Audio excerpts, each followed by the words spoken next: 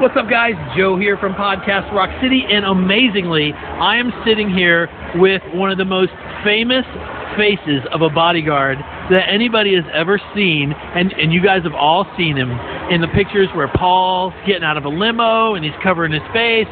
You did it a lot. As a matter of fact, I even remember video where you were like walking up and like putting your hand on camera's face. It's awesome. And I'm talking about Big John Harte. How you doing? I'm good. How are you? I'm spectacular. Listen, thank you very much for taking a few minutes. We got a big time party going on here right now. I've been watching you. Everybody's so excited to see you. Yeah, it was a great reaction to me coming here. Isn't it so cool to see the the light up in their eyes? Yeah. You know? I mean, I never took what I did for granted, but I never put myself in the fans' place. Because to me, it was a job. I got hired to do something, and I tried to do it real well. So I went to a Kiss Expo as a featured guest, and did a speech, and was talking to the fans, and they were asking me questions for the Q&A, and they were asking me things about certain shows. And some of them I couldn't remember because it's just another day in the life on the road. Right. It was special to them because they were there, and it was the band they wanted to see and so forth. For me, I was in Birmingham, Alabama, and I knew I was there, and that's all I remember. Right. So sometimes I'm sorry that I can't remember as they do, the time. I mean, there's also a few times where I've had people say, "You threw me out." Well, I'm sure I did. I had guys in bands tell me that. There was a drummer for the Washington Collins band, and he come up and told me, "You threw me out of the Kiss show."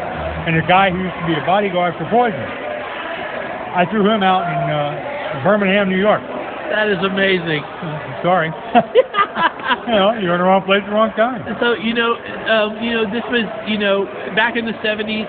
Now here we are in 2016. When you look back on that, it was a special time to be involved in music. First of all, right. Today, unfortunately, the kids of today don't know anything about what happened then, as far as the excitement. Right. Because it didn't matter who you really liked as a band, but you wanted music.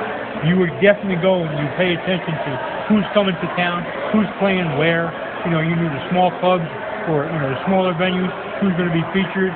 In New York, a lot of that used to happen with people that wound up being really huge who play a smaller venue like the Bottom Line in Manhattan. And that, 1,000 tops, and that was cramming them in there. Right. But everybody you can think of, from Billy Joel to Kiss, everybody played there sometime. Absolutely. But that was the emphasis then. Now, the music is different in a lot of ways for the younger people, and they don't have the same interaction and spontaneity with it. Right. So it comes and goes, and then it doesn't feel as personal. No, it's not. No, you meet a Kiss fan, obviously you've been doing this practically your whole life. Yeah. When you meet a Kiss fan, I was watching these younger people walking up to you. Oh, yeah. That probably were one or two, and they're lit up. They're like, they know who you are. There was a couple from Australia that come up to me and said, "I met you in 1980, and I don't know, I think he said he was like 12 or 13 then.